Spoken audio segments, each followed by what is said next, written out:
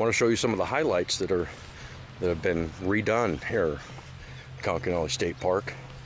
This is one of the most beautiful parks in all of Washington State, in my opinion. Of course, I could be a little biased because, well, I grew up here. You know, this park is always green, it's always trimmed, and it's usually always filled with people. This is the Friday before Memorial Day weekend, and there's the playground right there. There's a new shelter. Now, a lot of people think that all this stuff is the government comes in and does whatever they can do to make it look pretty. Well, I'm here to tell you that it's not the government that makes this place look good. It's the ranger that's been here for the last 15 years. His name is Ranger Layton. He deserves all the credit for making this park what it is today. And what I've seen is pristine. There's no other place that I think I would rather be. You know, when I came here this morning, there was this whole field here. This whole field was filled with ducks. Right across the road, where that hillside is right there were deer all along that hillside, until one of the roving local dogs decided to come in here and chase a deer, and then came into the park, which has a leash law. Came into the park, chased away all the ducks. This whole expansive field was filled with ducks. There must have been 300 mallards that were there. This is the wading pool. Now, this wading pool has been here as long as I can remember. Now, way back early in the 70s, there used to be an actual swimming pool here, where they had went in and had a diving board, go around swimming. But I believe one of the kids died there, hit his head or something, and he died. So that was the end of that. But as you can see, the lake is getting really full, and it's almost at capacity right now. And as soon as it hits capacity, it'll go over the spillway, which goes down to the Okanagan River. Let me see if I can focus in on the spillway here. Right over there, you can barely see it. The water gets there, and that's Salmon Creek. It goes all the way down to the Okanagan River. And you can see the campers are already starting to fill in here. It's going to be a rainy weekend, so I don't know how the customer situation is going to be.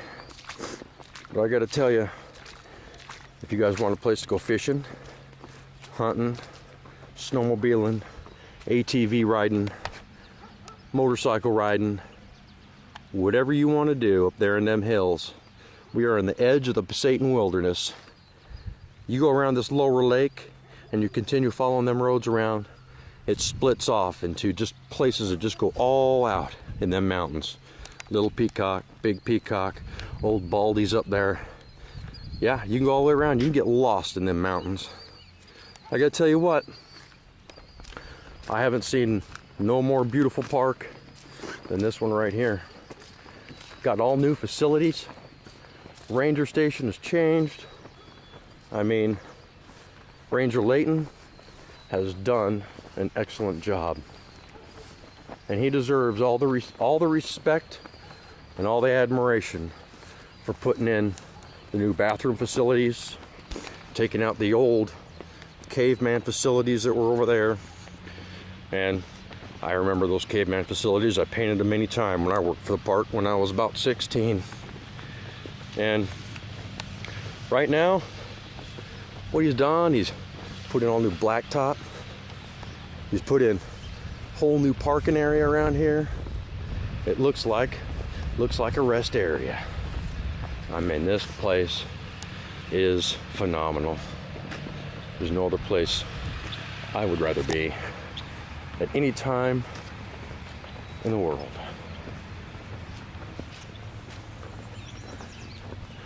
You go in here and, oh, looks like somebody's in here working. Look at that. It's Ranger Layton. Hey. Hey, Todd. How are you?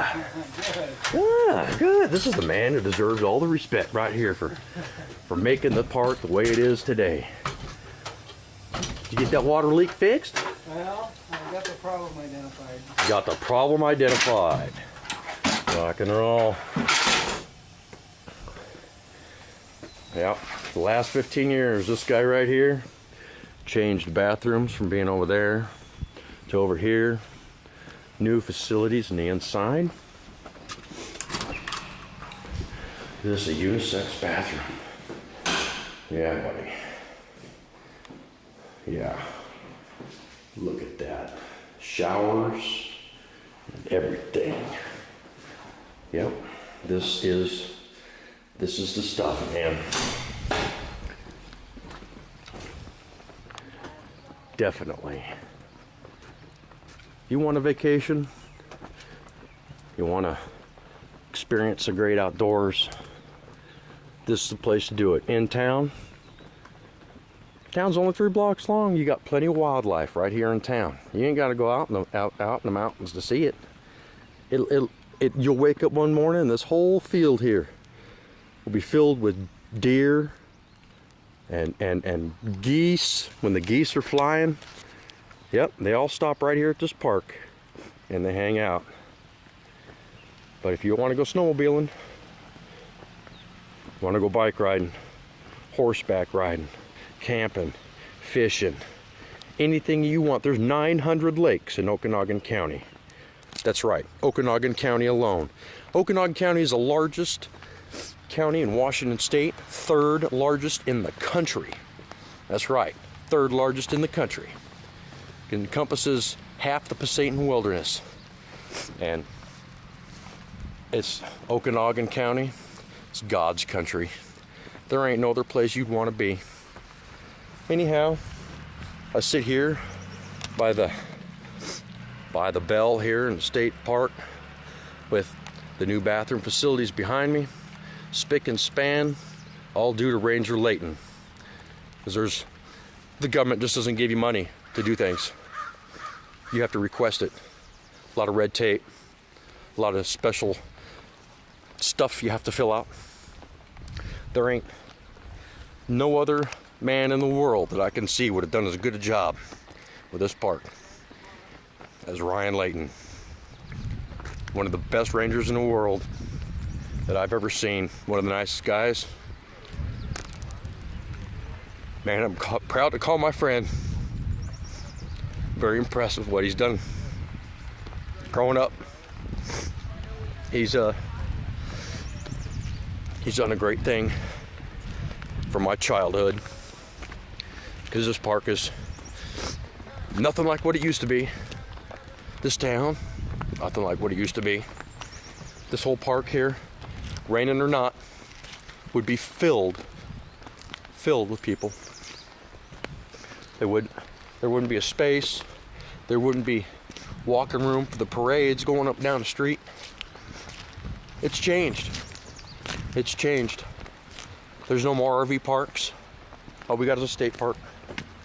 It's all been privatized. That's right. All the small RV parks that were in town, that this town used to run off of, all gone. They've all been chopped up, sold to private parties, so they can have their own little hunting area, their second cabin. Their second cabin out here, middle of anywhere, you know. Come to whenever they want. Deprive everybody else of this beautiful town, but one vestige still remains for the campers. Conconully State Park.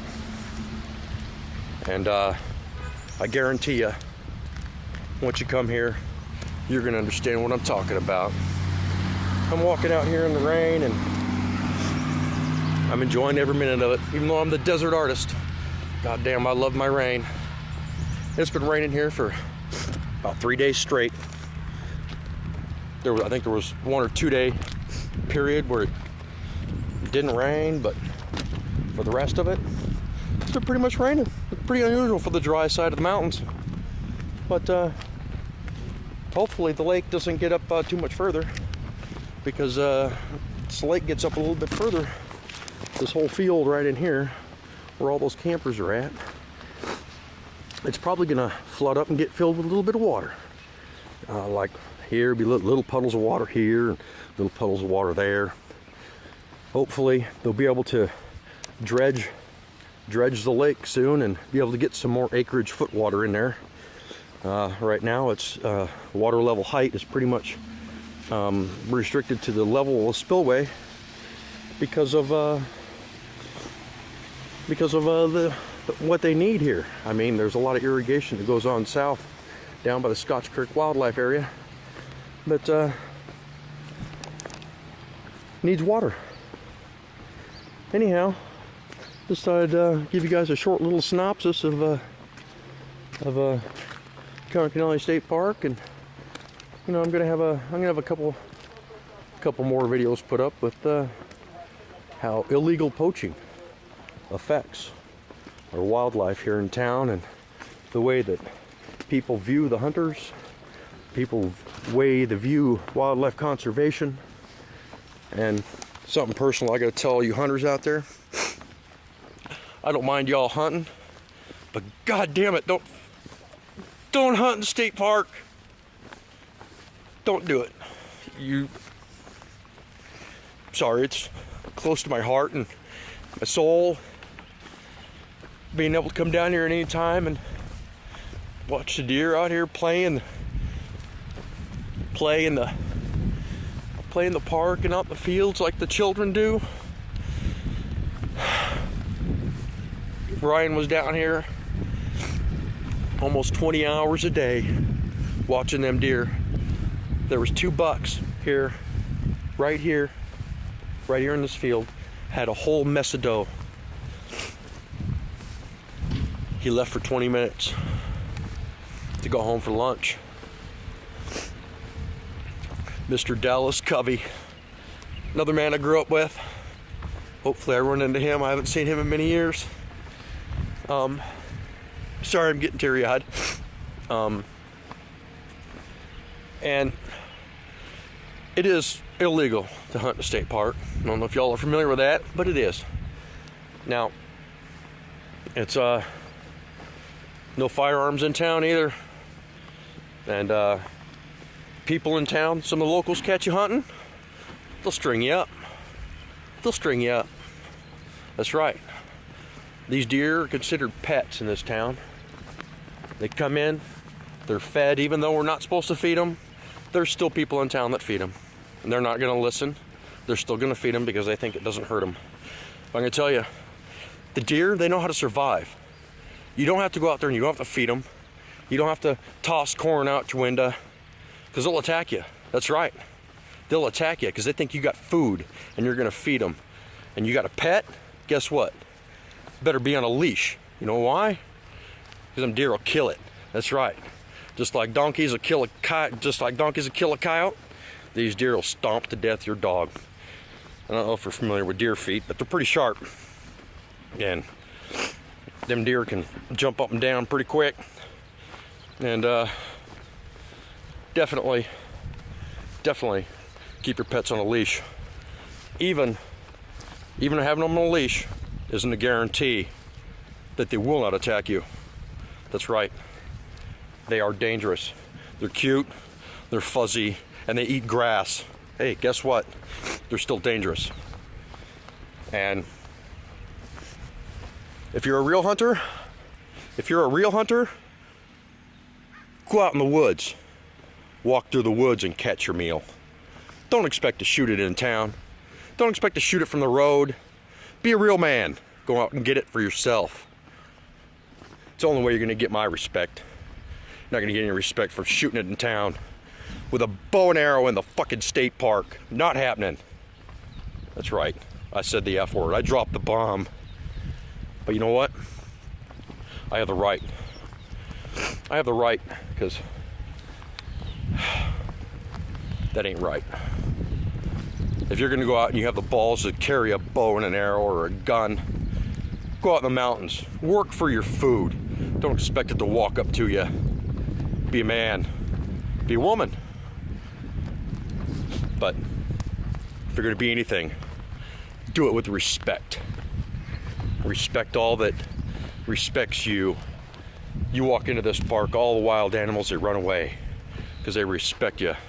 They know that you're a danger to them. And just like these ducks right here, just like these ducks are swimming away because I walked up to the edge of the lake.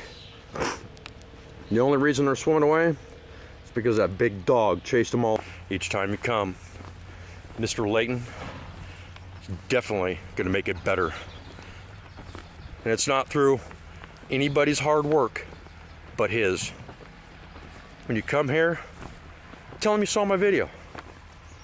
He would really appreciate it. Better yet, I'd even appreciate it. Anyhow, as I take off, as I close my video here. Hey folks, the Desert Artist here. I'm here at Conconully State Park.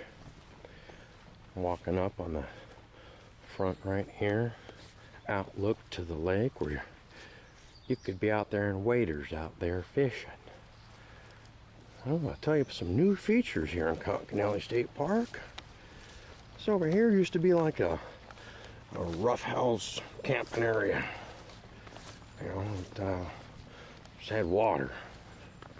You know, right over on the one end, you had to walk a ways to the bathroom, which is right there. But that's going to be torn down.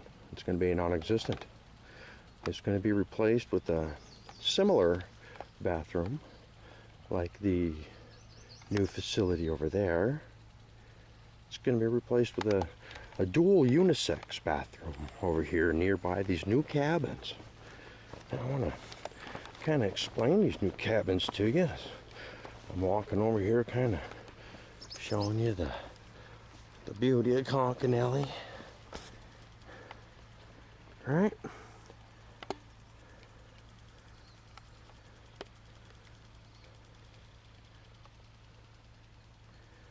Okay, so back to these cabins. Now, I just got done talking with Mr. Ranger Layton, and kind of gave me the lowdown of what's going to be going on here. As you can see, they got a single water supply. He tells me that these cabins are going to be rented for $45 to $65 each. These four front ones here are 45, and the big one there in the back is going to be $65 a night. Now, these are far from completion. These are just have been set in the area in which they're going to reside for right now. But in the front, there's going to be a little patio area, right? Now, I can't go inside and show you what these look like, well, obviously, because they're all locked up. They're not finished. I can't show you a finished cabin. But you can see the paint here. Now, what's going to do with this paint, they're going to take it out, make it into like a gravelly area where they're going to have a fire pit and a picnic table, and you'll be able to park right over here, right behind it. They're probably going to take that out too. Got it all marked out here. Yep, and parking right here, right on the back side of these cabins. Now, I gotta tell you, these are some spanky cabins, man. They're gonna have heating and air conditioning. Now, granted, it ain't no Red Roof Inn. You ain't here. You're not gonna get a mattress. You're not gonna get sheets. You're gonna get a place to lay down. That's up off the floor, like a little